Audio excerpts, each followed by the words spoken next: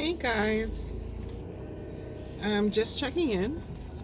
It's actually the day after Thanksgiving, and I'm leaving work. I came in for a half day just to get some work done because I knew there wouldn't be a lot of people here, and it would give me an opportunity to get work done without a lot of interruptions. So I'm on my way home now. I'm actually very, very tired. We had a wonderful Thanksgiving, and we didn't have, actually, we only had one person come to the house. There were a few other people that were supposed to come, and circumstances had it that they weren't able to make it. But it was okay. One of my former neighbors, and actually someone I used to work with, came over and she spent time with the Belvins.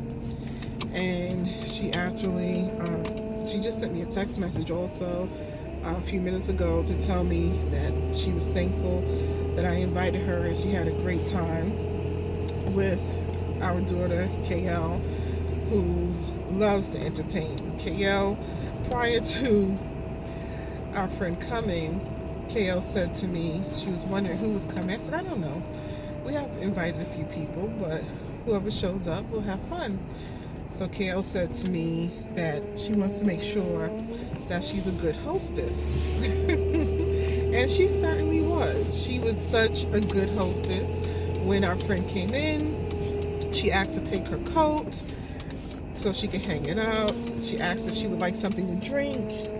She asked her if she had enough to eat. So she was a great hostess, and she was entertaining. But we had a good time, and now I'm exhausted. I was exhausted yesterday because I left work Wednesday, and from work I went to pick Kale up from daycare, and then I had to go shop for a few things before I head to house to start prepping for Thanksgiving. And I was up until 1 o'clock Thursday morning. And although I set my clock to the alarm for 6 o'clock, it actually did not go off. And I ended up waking up before 6 o'clock to start everything. And in trying to prep some of the meals, I realized I was missing an item. And the worst thing is to realize you're missing an item the day of the holiday because hardly anything's open. And it's not like New York. In New York, I can get up and just go to the store because everything is open all the time in New York. I live in the country now.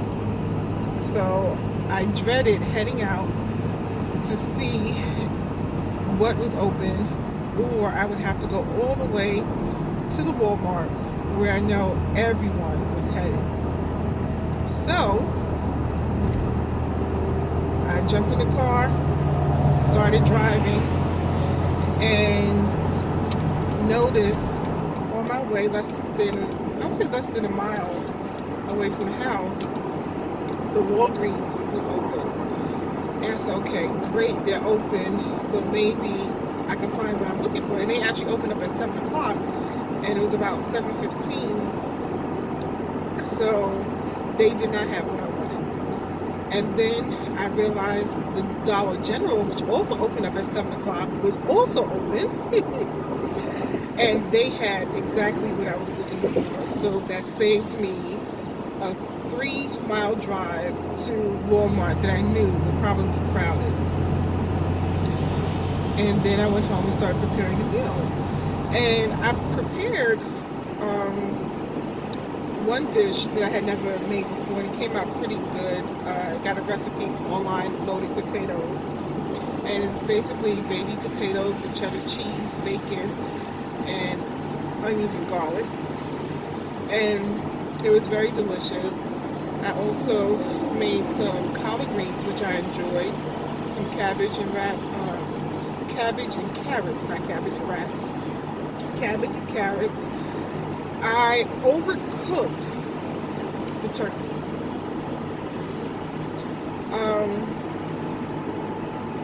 It wasn't dry, but the skin was a little burnt. And actually, my friend, she said the turkey was very sweet. She enjoyed it, but it was little. The skin was burnt. But I also made macaroni salad, and of course, I had enough to take a pan to work. And a few of my coworkers wanted to partake, and I made some deviled eggs with shrimp, which has become one of my favorites next to macaroni salad. So we had and baby back ribs. We have some baby back ribs, and it was delicious. So I'm headed home, and I can't wait to partake in our leftovers. We had enough for the next few days, so I doubt KL and Keith has gone through it. But I'm enjoying this time. I'm actually very, very thankful. I can't be thankful enough for all the blessings that we have, especially Wednesday while I was at work. I read a Facebook post from a friend who was giving condolences, and she posted a picture of a friend to the Belvins, not only a friend, a very big supporter, and who my husband had been friends with for a very long time. And I was shocked because, and I commented, are you serious? And then I started to see more people post rest in peace and their condolences to his wife and his family.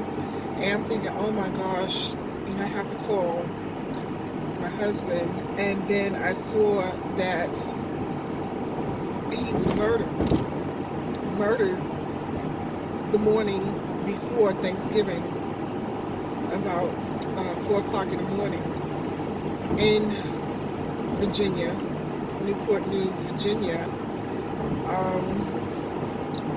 From what I understand, his wife actually called my husband shortly after I called him to break the news. And apparently someone was messing with their car, or trying to break into their car. And the friend went out to investigate like normal people would, and the person shot him. And he fell back into the house, into the kitchen, and he died in the house with his wife. And I was just devastated. I was devastated that it was him, because he's one of the nicest guys I've met. And reading from other people who post on Facebook, I can tell that he had that impact on a lot of people. And for something like this to happen to him and his wife and his family the day before Thanksgiving, the day before we're supposed to give thanks for everything we have, they lose their father, their husband, their brother, their uncle. It was devastating. And I actually had to walk away from my desk because it was just, that overwhelming to me. Just to take a moment, because I had to call my husband to let him know. And just to take a moment and realize you wake up planning Thanksgiving dinner, and then next thing you know, you're planning a funeral. Is horrible. And I called my husband a few times just to check on him, and I could tell he was crying. I could tell that it was bothering him. And even when I came home, he just sat on the couch, he rubbed his head a lot. I could tell that he was very upset and this was bothering him. And he said to me, he's like, I gotta go to the funeral. I said, I wouldn't think that you would do anything else but go to the funeral. You know, I said, my husband, he makes his own hours. He's a family therapist, so he can take that time to pay his respect. I wish that I could go with him, but I know that my husband will do whatever he has to in order to make it happen if he can. It's just, you're so thankful, or you should be so thankful for each day.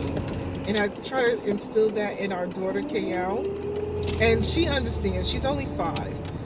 But she understands that you have to be thankful because nothing is promised to you. Nothing.